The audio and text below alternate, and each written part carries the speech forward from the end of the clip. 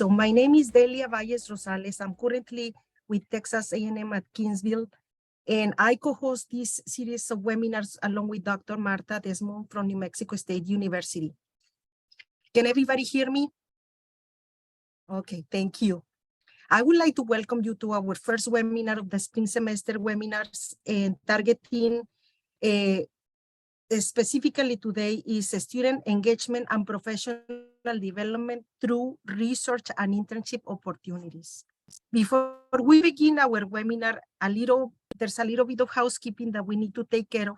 The webinar is expected to last 1 hour, and today's webinar we have 3 speakers. At the end of their participation, we expect to have from 15 to 20 minutes assigned time for questions. And we need those questions to be typed in the Q&A room. And every time that you submit a question, please indicate the name of the speaker that you are asking the question to. So we can actually tell what is the name of the speaker to direct your question to. If you have a technical question related to Zoom or other technical information, please use the chat room for technical questions. Again, for any question related to the webinar itself, the webinar content, please do it in the Q&A room.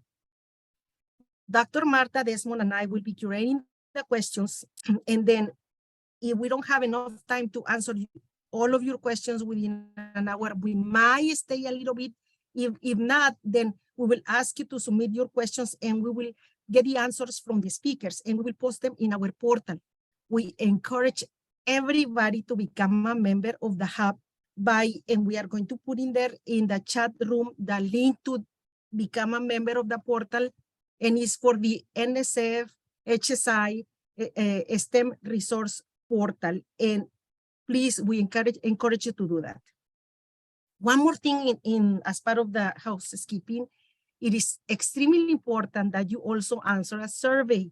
It won't take more than 5 minutes, and we really need your feedback because part of that feedback will be sent on our report that we normally send to the National Science Foundation. So your feedback is important as part of the outcome and also as part of the reporting for the National Science Foundation. So please, everybody answer a survey that we will be posting a link to the survey. And it is a survey monkey, so we will be posting that one in the chat room. It is a great pleasure to introduce you to the 3 speakers. Our first speaker will be Dr. Heather Chepley, and she is the Senior Vice Provost for Academic Affairs and Dean of Hispanic Thriving Institution Endowed Chair of the University College at the University of Texas, San Antonio. With 15 years of experience in higher education, Dr. Chepley has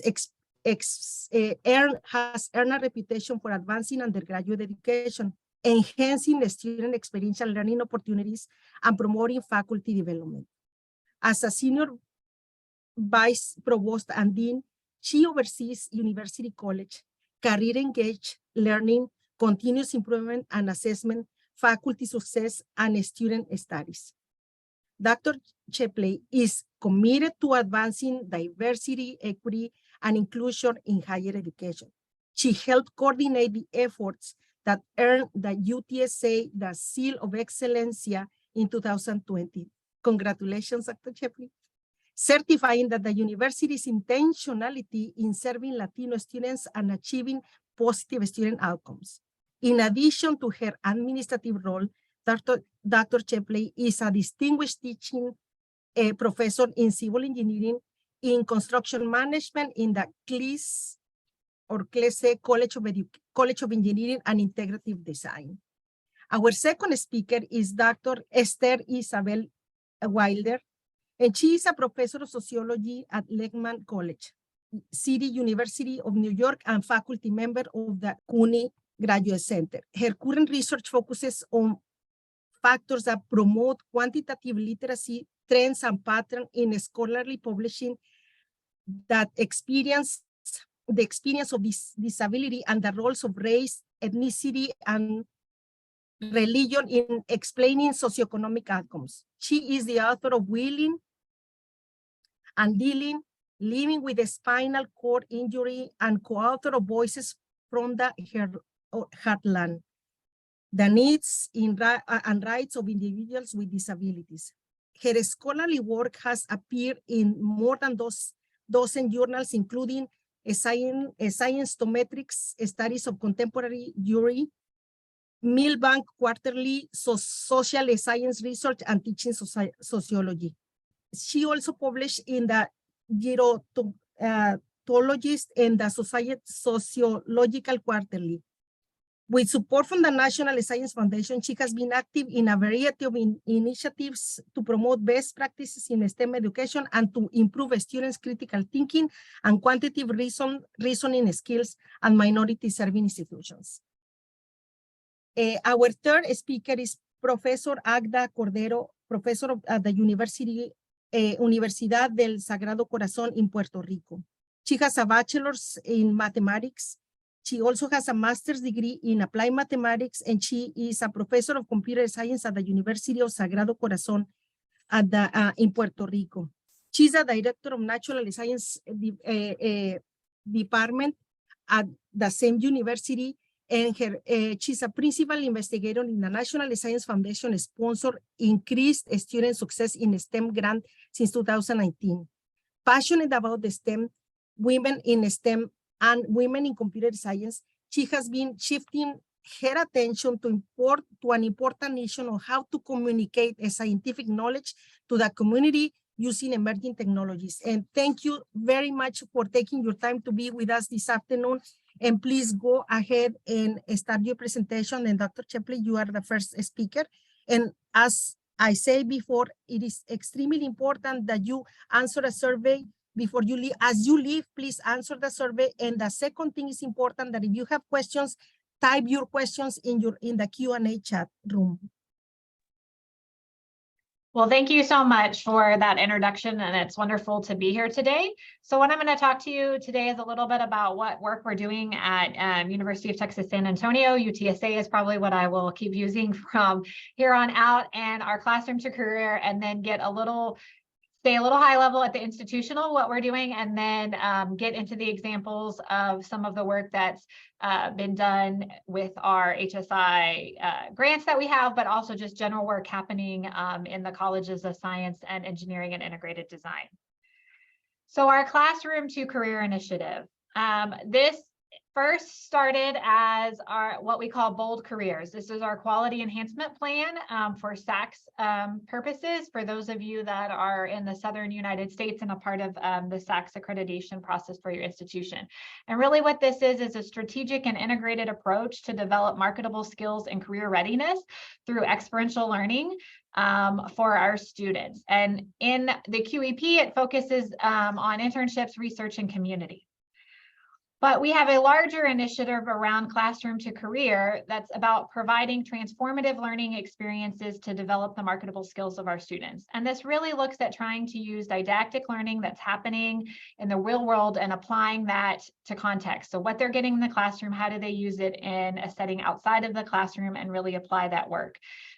This will advance student success and our retention of our students, and it also strengthens our partnerships with the San Antonio community. Our goal as an institution is that 75% of our undergraduate students will participate in at least one experience before they graduate. And these are just an example of some of those experiences, and we'll dive a little bit more into that as we keep going. And the reason this initiative is really important to us is experiential learning equals student success. It gives them hands-on experience. It helps with self-esteem, self-efficacy. It provides them new skills and allows them to create a diverse point of view that will really serve them in that first job, but that career 10 years down the line. And so we really wanted to provide that career readiness for our students.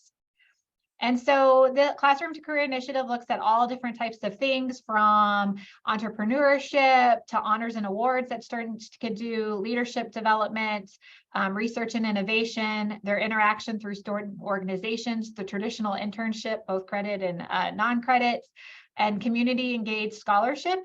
These are all ways that we're providing those experiential learning experiences to our students. And so as a part of this, we created what we have called the Career Engaged Learning unit. And this is really our framework that we're using on campus, kind of a hub and spoke model of providing these type of experiences for students from institutional to into the colleges and the departments. And so there's many different ways I'm going to kind of highlight this integrated campus framework. So we have our NASIM Center that was through a generous gift of Harvey NASIM. And really what this does is it uses project-based learning that puts students in interdisciplinary teams to solve real-world problems. So they get paired with a company that has a problem, and they're in an interdisciplinary team and they work through that problem. And oftentimes the companies are using these solutions in that the students come up with or tweaking them, but it really provides that real-world experience of working in a business type setting with corporations to better figure out what they're struggling with and how they can use their classroom knowledge to support that. So this is one area that students are getting involved in. Another is our Open Cloud Institute. It's really a summer fellowship program that partners with the 80/20 Foundation here in San Antonio, and it matches our highly skilled graduate students in engineering, computing, and science with a fellowship at local tech companies. So again, getting that real world experience both at the undergraduate and graduate level. We have our student innovation and entrepreneurship programs, and these are really about teaching entrepreneurial skills to students that they can use in a lot of different ways. It doesn't mean that every student is going to create a startup, but now they've created an entrepreneurial and innovative mindset by being a part of these programs, and they have a tool set that they can use for future success. We also have very specific programs. One of them, I'll talk about a little bit as we get into the college examples, that is both business plan competitions, but also tech and IP type development. We're also a part of the Blackstone Launchpad program, which really helps making entrepreneurship accessible to students regardless of their backgrounds. You can have entrepreneurs in all types of majors, and that's really what this focuses on, is again, giving that skill set to help students, no matter what their major is, have this advantage and this new thought of thinking. Also, undergraduate research is a large part of this type of experiential learning. UTSA is one of 190 institutions that was selected for the Department of Education's new program, where we piloted work study experiences off campus.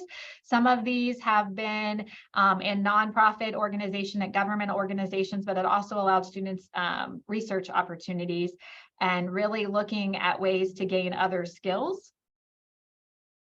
And then we have our University Career Center, and we've really changed the way that we think about career education and how we support our students.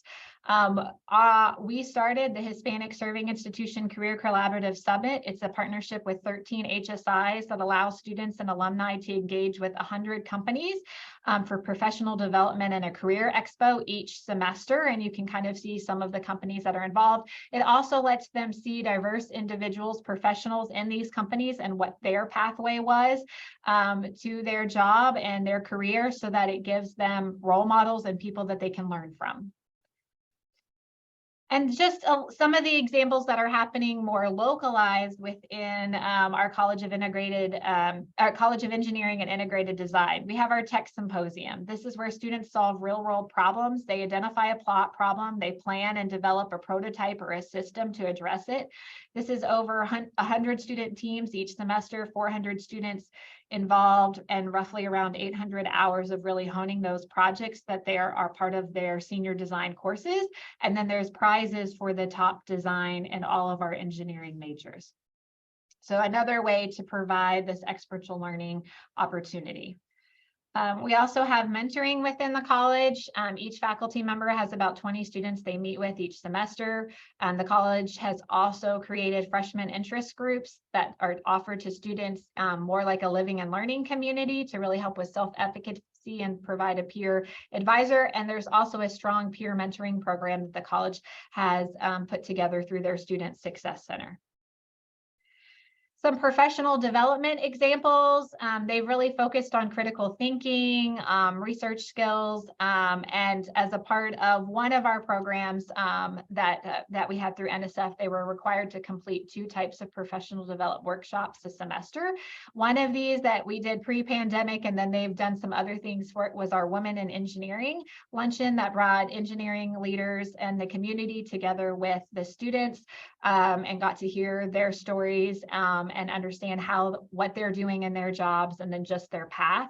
There's also an example of all kinds of workshops that are housed either through our larger career engaged learning or the Student Success Center in engineering, related to networking, resume writing. Win Wednesdays is when they bring in companies, local companies around town to talk about what they do, mock interviews, all kinds of different pieces to really help students be prepared for those marketable skills. And another piece that we've done is, and through our grants, is undergraduate research, where faculty and students are paired in a lab. They receive a stipend. And then this is both the College of Science and the College of Engineering and Integrated Design. And then they get to showcase their work at the Undergraduate Research and Creative Inquiry Showcase that we have each semester to really get students that hands-on experience in the lab, along with these other opportunities that we've provided. And so lastly, I just want to thank the collaborators that have been a part of the grants that we've had, but also our partners within the Plessy College of Engineering and Integrated Design, specifically the Student Success Center, Jill Ford, the director there, and all the hard work they've done, and the Department of Physics and Astronomy and Department of Mechanical Engineering faculty who have also contributed to curricular pieces as a part of our grants. And I'm happy to take questions after we get through all our speakers. So thank you. Stop sharing. Esther. Hey, can hear me now, I'm assuming. So let me just double check here.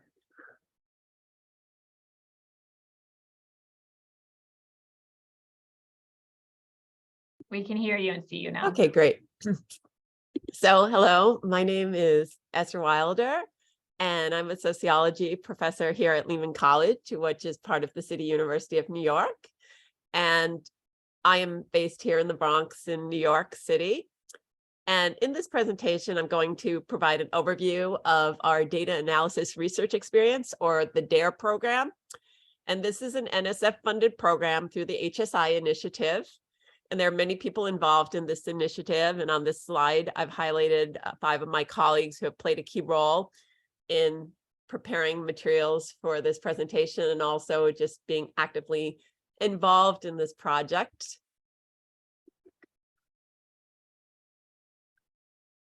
And this is all the people who have been really central to this initiative. And I just want to thank them and acknowledge them. And I also want to acknowledge all of the faculty who have been instrumental in this project, all the faculty participants who have been a part of this project, as well as the students who have been involved, who have made this project the success it has been.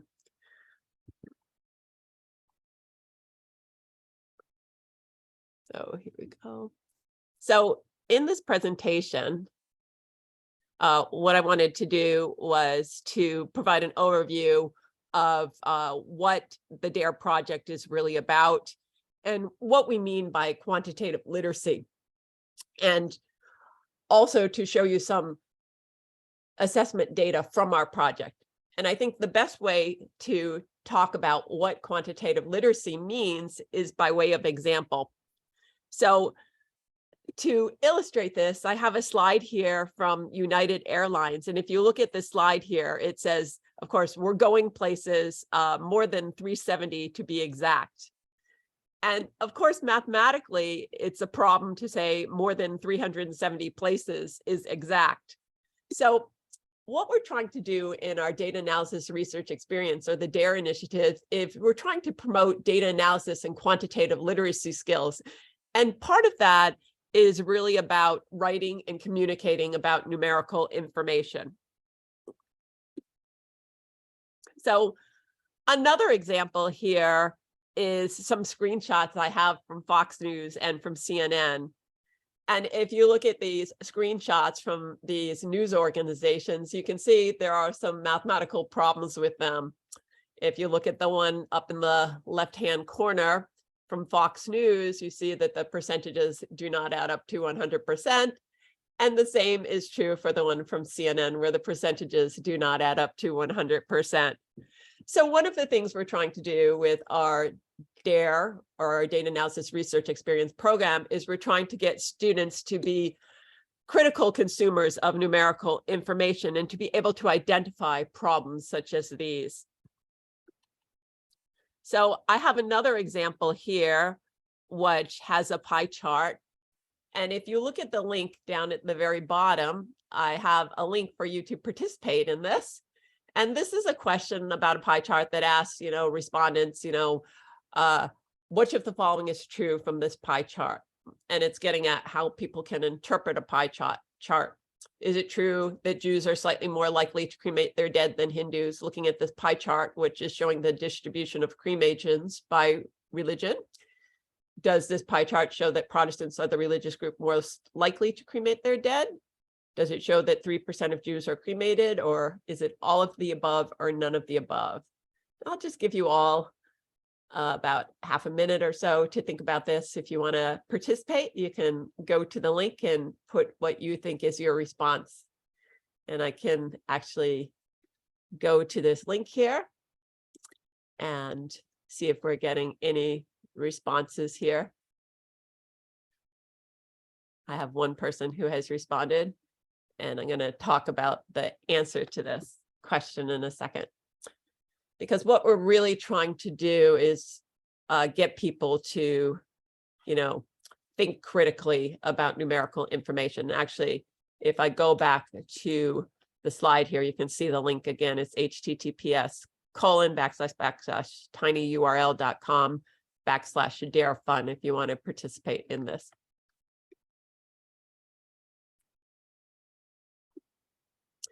So we want students basically to build fundamental numerical skills with our initiative.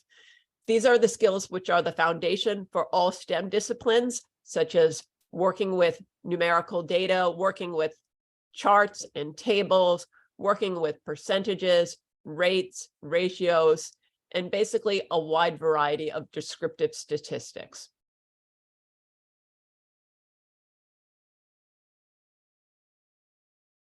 If I go back here,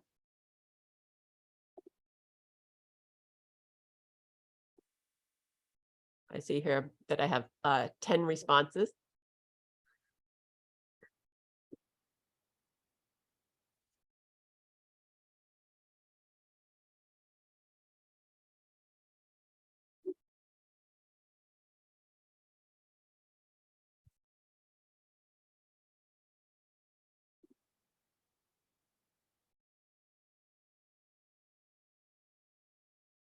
And I think I'm just going to turn to the responses here, what the participants in our workshop now are saying. So as you can see here, we have a wide variety of responses. So this is using a Google form, and I see the breakdown of responses that it's very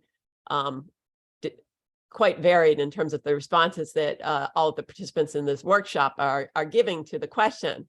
And obviously, there's only going to be one response that is correct, and I'm just going to talk about it in a minute. But one of the things we're trying to do with the DARE project is help students to understand, what would be the correct response? How would you interpret this pie chart?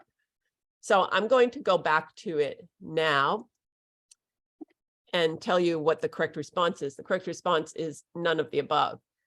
And the reason why the correct response is none of the above is that this is a pie chart showing the distribution of cremations, basically by religion.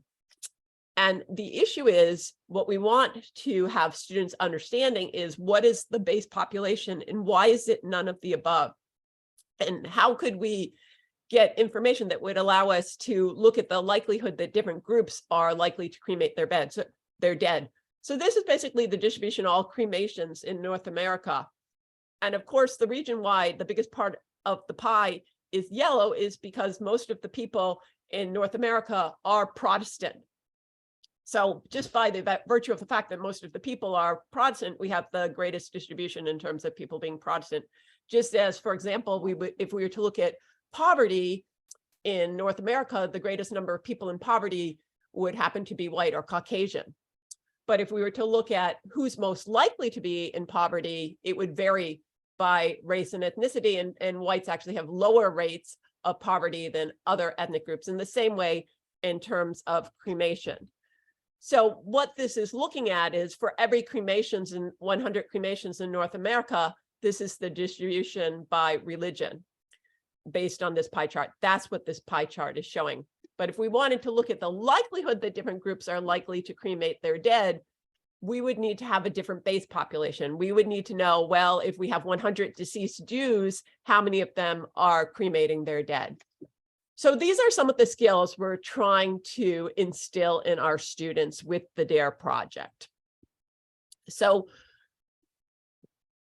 our goal is really to improve students' quantitative reasoning or quantitative literacy skills, which we see as the foundation for all STEM disciplines, and really for being an informed consumer in society and being an engaged member of civic society. So here I have some quotes about, well, what really is this about? What really is quantitative literacy? And if you look at this, you see that I have some quotes from some of the leaders in the quantitative literacy movement. Quantitative reasoning is really about using numbers in everyday life. If you look at, for example, this quote by Bernie Madison, it's the ability to understand and use numbers in everyday life. The late Lynn Arthur Steen, who is also shown in the next picture, he also thought of QR. When I say QR, I'm referring to quantitative reasoning as the habit of mind anchored in data and nourished by computers. And for our program, I have a quote where we say that it's really the contextualized use of numbers in a way that involves critical thinking skills. So as many leaders of the QR movement has stated, in order to effectively teach quantitative reasoning skills, quantitative material really needs to be infused throughout the curriculum. Lynn Arthur Steen has promoted this approach and even suggested that the social sciences may be best positioned to lead such programs. And Derek Bach, who was the former president of Harvard, has argued in favor of infusing QR throughout the curriculum as well, as you can see in that quote. So our DARE program really represents an effort to do this. So for our DARE program, we offer a faculty development program that promotes best practices for teaching quantitative reasoning skills. While we're seeking to improve the teaching skills of faculty, our ultimate goal is really to improve the quantitative reasoning skills of students and make them more comfortable with undertaking data analysis. So we're seeking to better prepare them for STEM fields and also to generate material that will be useful to faculty across the country with our program. So we're developing videos, we're developing resources that are available on our DARE website, which is featured at the top of this screen here. So these are just some pictures from some of our DARE workshops for faculty development. Some of them have been virtual during COVID. And more recently, we've moved back to having them all in person. And in the bottom, we just have a picture of students engaged in a DARE activity in one of our classes. So our program targets faculty where I teach at the City University of New York. And we also involve faculty from across the country from minority serving institutions. We welcome faculty from 4-year as well as 2-year colleges, and we have a diverse group of faculty from a wide variety of disciplines, both STEM and a few non-STEM disciplines as well. But STEM encompasses everything from the social sciences to biology, mathematics, to chemistry, and everything in between. We welcome faculty in all kinds of disciplines in our program. The faculty who participate in our program, they attend an in-person training program where they have the opportunity to network and engage in interactive activities. We're building a community of faculty committed to teaching data analysis skills. And we also encourage faculty to undertake research on their efforts. The CUNY faculty who are involved in our project are a little more involved. We're working more intensively with them. We have a little over 35 of them. And they are also participating in assessment activities, as well as regular meetings and activities throughout the project. So, as outlined in this slide, the students in DARE courses, or the students of the DARE faculty, are engaged in several activities. So we've been very specific about what they're doing in their classes. But basically what we're doing is we're guiding them through the research process, okay? They're basically developing questions, they're collecting data, they're analyzing data, and they're testing hypotheses and reaching conclusions. So they're going through the whole scientific research cycle. There are specific QR skills that are part and parcel of the DARE initiative that we emphasize in the DARE classes.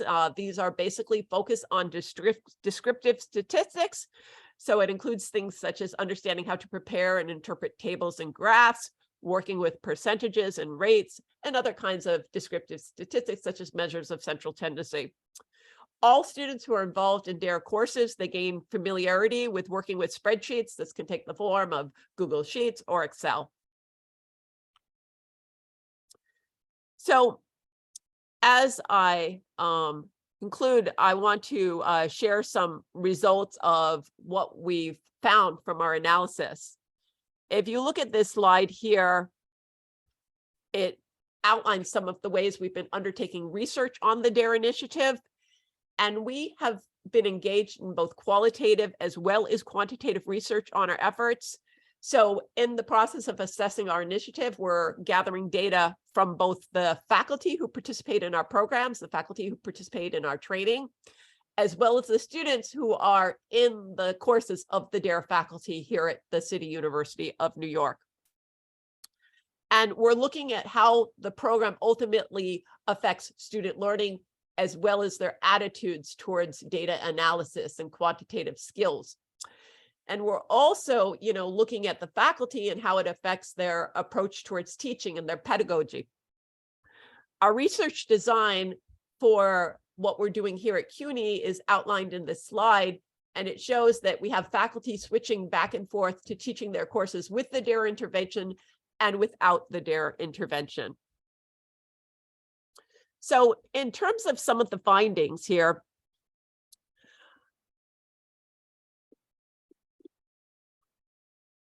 this is some of the data we collected from the 2021 to 2022 academic year. And it basically shows that the DARE initiative can be linked to student attitudes towards data analysis. And if you look at the pre and post, we've highlighted in yellow some of those areas where we've seen significant gains. Right here, I only have the questions from our survey where we've shown significant differences between pre and post, and the yellow shows all the significant gains. So as you can see here, that students report that DARE has equipped them with a lot of skills, and especially they're much more familiar with how to use spreadsheets in order to analyze data. And you see that a lot of them say that they're able to explain the results of data analysis.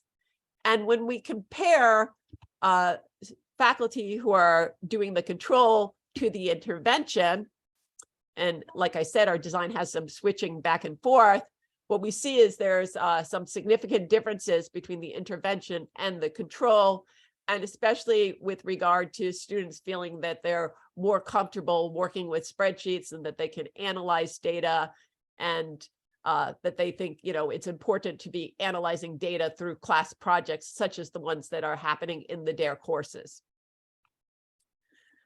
So this slide here shows that a few other sources of data that we're using. And I just wanted to emphasize, I said that we're doing both quantitative and well as qualitative data. So my colleague Eduardo Viana is doing focus groups in all the classes. And we're also looking at skills. We haven't seen as many changes in skills as we originally anticipated, but we have shown that there have been significant gains in students' abilities to identify, appropriate types of charts when they're analyzing data, when they're choosing how to present data. And in terms of the focus groups, we've shown a lot of results in terms of positive attitudes towards data analysis. And one of the things we do in the DARE initiative is that students are empowered to ask their own research questions. That's a key component of the DARE project, that they are involved in asking research questions. And as you can see with these quotes, that is something that has been very empowering to the students. So when we ask them about their thoughts about the DARE experience during the focus groups, a lot of students have pointed to that particular element. As you can see in this slide, one of the students, for example, says that asking, having the opportunity to ask their research questions was important. And many faculty in their classes are doing an activity where they're doing a survey research experience, although they can do the DARE project in whatever way they want to. But as you can see from one of these quotes, one of the students says that, that the DARE experience really got them to appreciate the opportunity to see the fruits of their intellectual labor, that this going through the research process has been really empowering and important to them. So that basically sums up some of what we've been doing with the DARE project. And we look forward to, working with more faculty to work towards building students' data analysis skills. And I'm so glad you all are here to learn about this project. These are our sources, and I wanted to acknowledge NSF support for our work, which we're very grateful for. And at the bottom of the screen here, I wanted to mention that we're having a workshop this summer in June. I believe it's June 2nd to 3rd, and we would welcome faculty who might be interested in joining us to submit applications. Our program is designed for faculty at minority serving institutions, and of course it's supported by the HSI, so we're especially interested in bringing faculty from HSIs to our program. So at the bottom of the screen here, you can see a link if you might be interested in applying. So thank you so much. Thank you, Dr. Wilder. Dr. Cordero, do you want to go ahead and share your screen?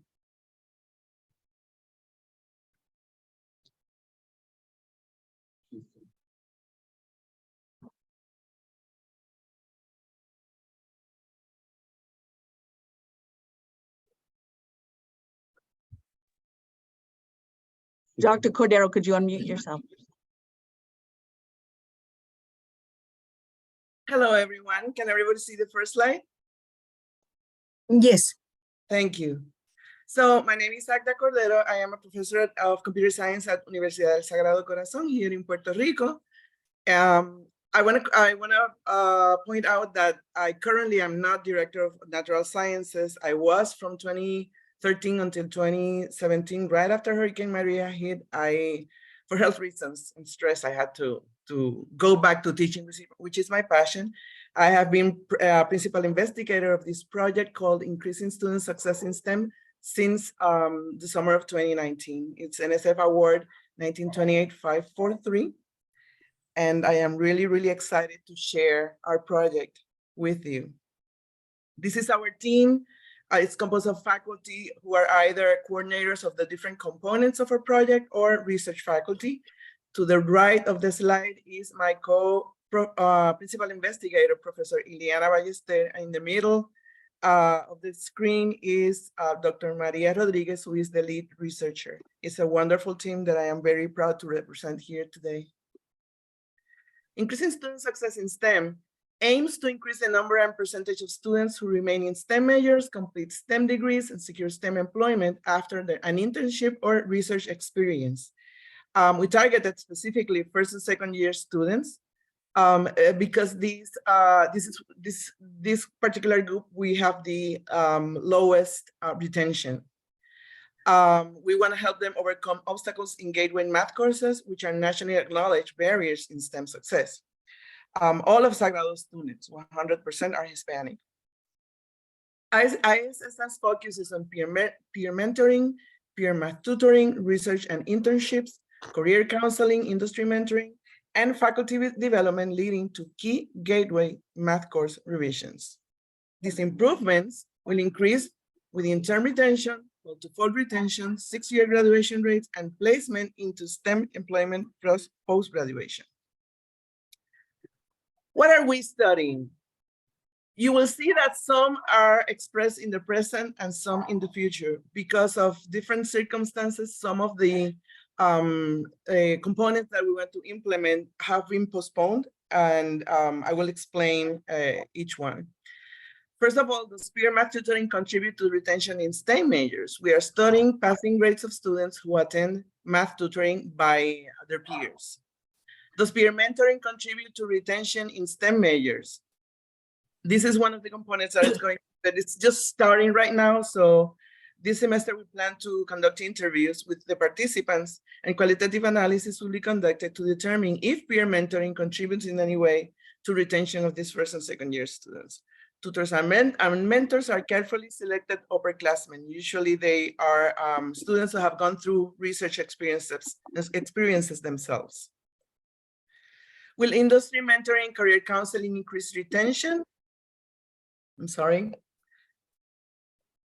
In STEM majors and increase the percentage of students securing STEM employment after graduation? This has been postponed because of the pandemic. We were completely through Zoom, and we just could not bring the mentors from the industry. We recently went back to face-to-face, and now we are making,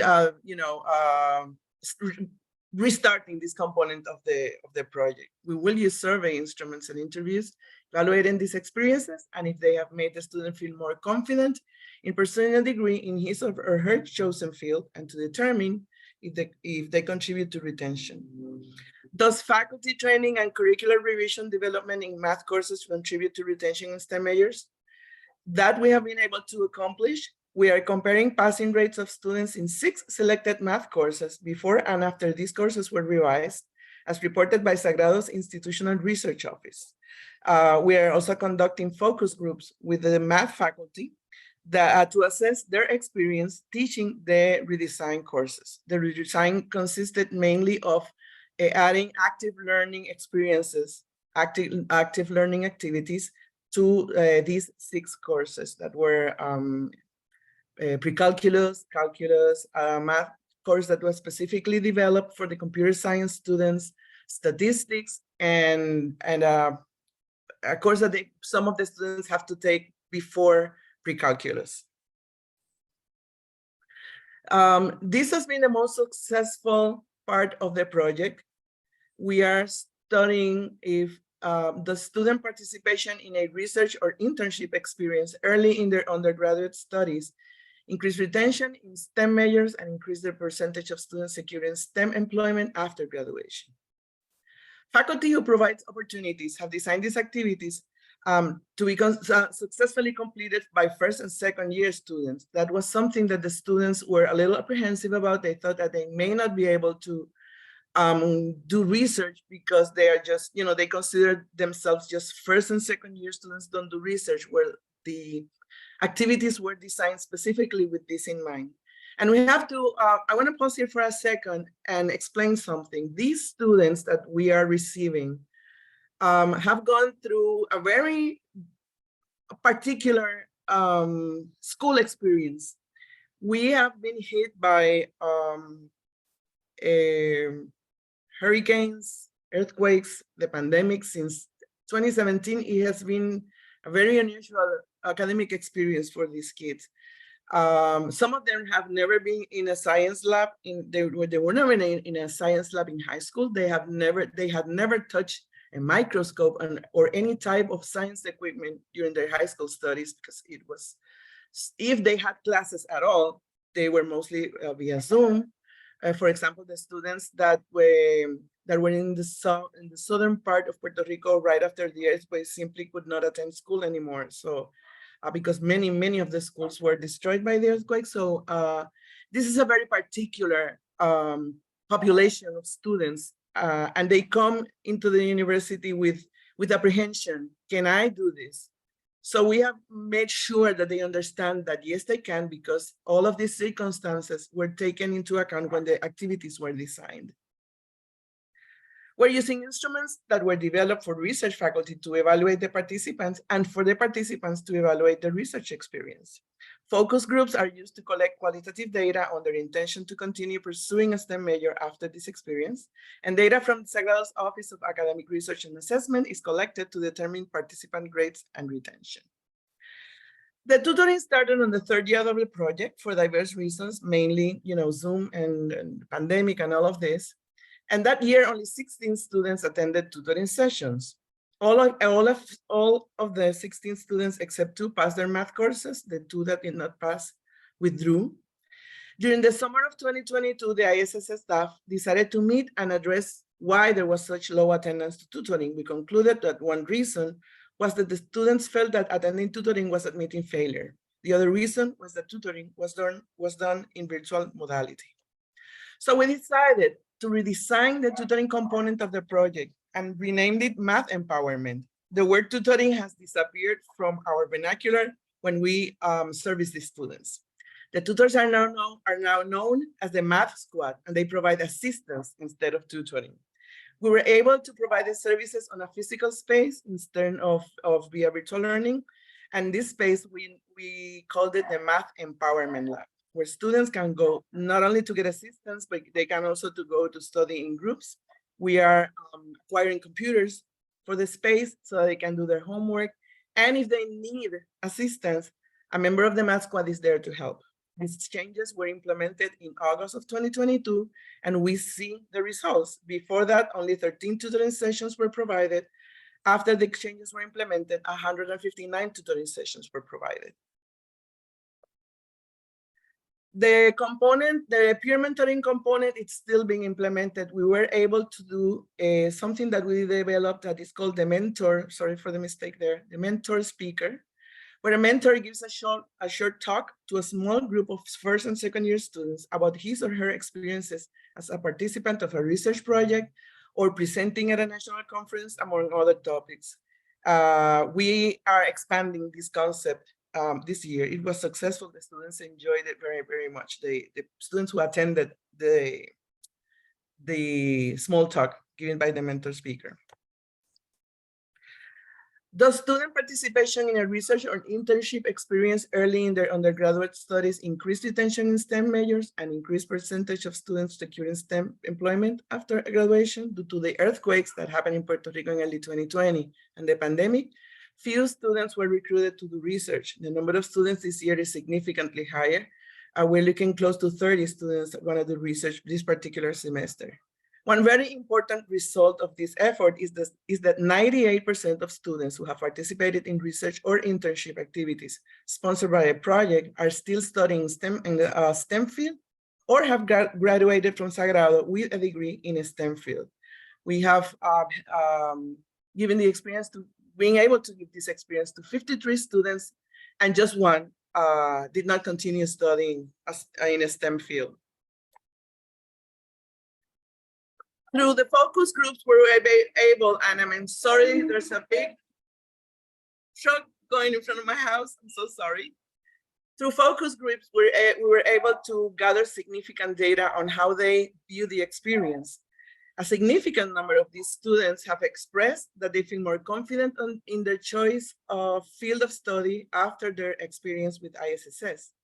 Some have said that they decided to participate in a project doing research because med schools require this, but quickly after starting the experience, they loved it. And some of them have even expressed that they are willing to do it on a voluntary basis.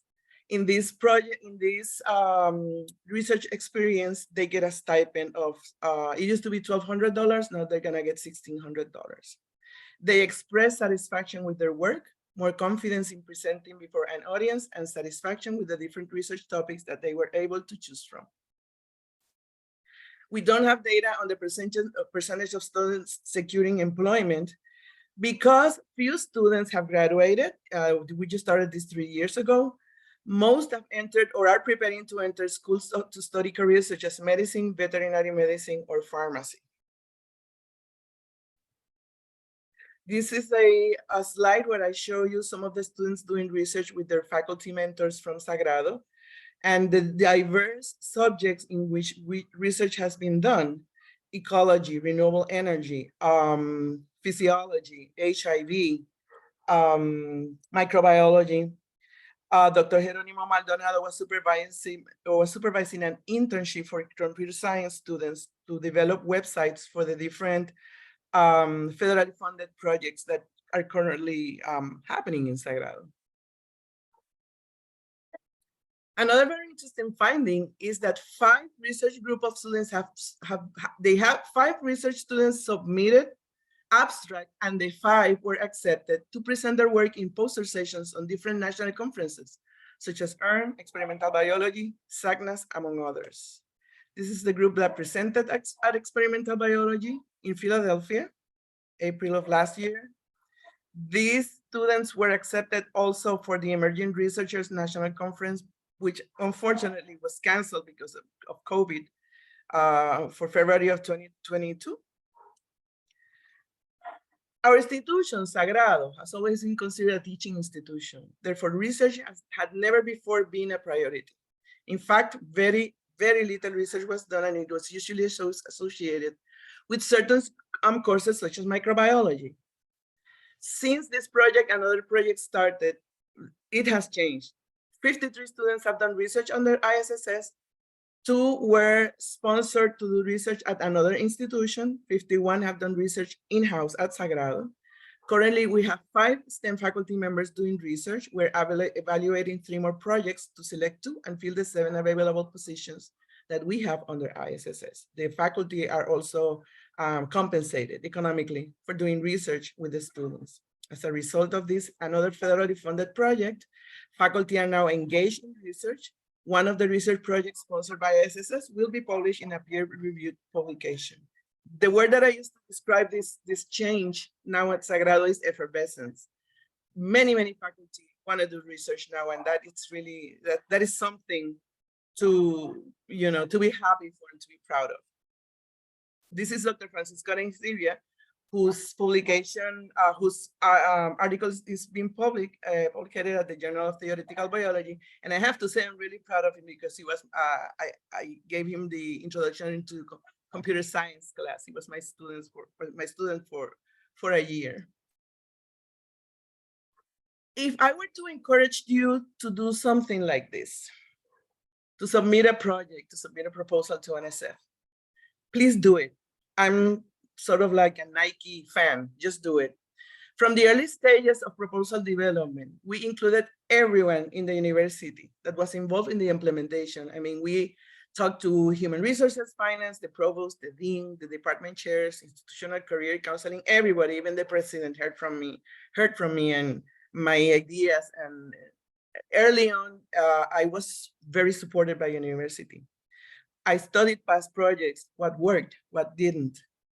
I included adjunct faculty, which was something that gave me, good points with NSF. Adjunct faculty were included in the research projects, and they were included in the math redesign course component also. I did a lot of research, in literature and university data. I interviewed people who had worked in previous projects. And lastly, when we submitted the proposal, we included every single person that we felt was necessary for this project to be managed successfully, because it was going to be a big grant, and it was funded with $1.67 million, more or less, a little bit, something like that. And it has been truly a blessing. The team is fantastic, and I'm really proud. And I see that the students are really gaining experience and confidence in doing their STEM work. So I think it's all being worthwhile. Thank you very much. Okay, well, thank you all so very much. What a pleasure it was to have the 3 of you here today. And thank you everyone for attending.